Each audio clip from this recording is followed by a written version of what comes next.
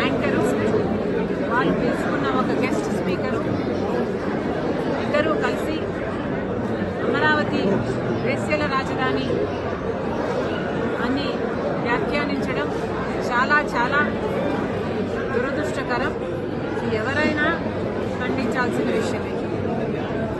కాకపోతే నాకు ఇక్కడ అర్థం కాని విషయం ఏమిటి అంటే,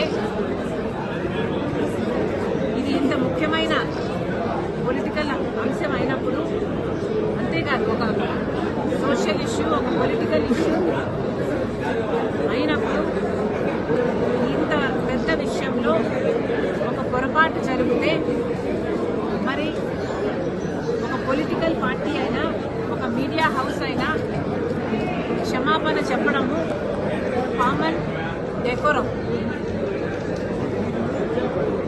అలాంటిది మీడియా హౌసే ఒక పొలిటికల్ పార్టీకి చెందినప్పుడు ఆ మీడియా హౌస్ చేసిన కొన్ని వ్యాఖ్యల వల్ల కోట్ల మంది ప్రజలకు ఆవేదన కలిగినప్పుడు ఆ మీడియా హౌస్ అయినా, ఆ పొలిటికల్ పార్టీ అయినా క్షమాపణ చెప్పాలి. మరి ముఖ్యంగా సాక్షి మీడియా హౌస్ నడుపుతున్న భారతిరెడ్డి గారు, సాక్షి మీడియాలో ఇంకా ఘోరం జరిగింది కాబట్టి మీరు క్షమాపణ చెప్పడంలో తప్పు లేదు, అది మీ బాధ్యత. మనం చిన్న పిల్లలకు కూడా నేర్పిస్తాము, ఒక తప్పు చేస్తే తప్పైంది సారీ అని చెప్పు నానా అని చెప్తాము.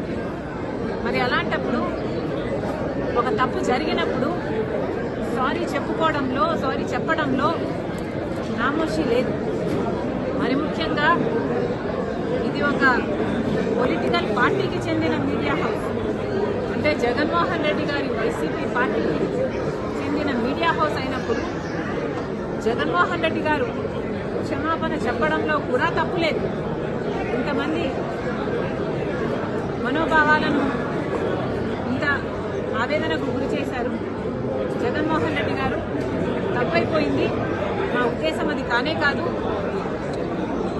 క్షమించండి అనడంలో తప్పు లేదు. మరి వారు ఎందుకు సంకోచిస్తున్నారో, వారికి ఎందుకు ఇది నామోషిగా అనిపిస్తుందో నాకైతే అర్థం కావటం లేదు. సజ్జల రామకృష్ణారెడ్డి దాన్ని సమర్థించారు.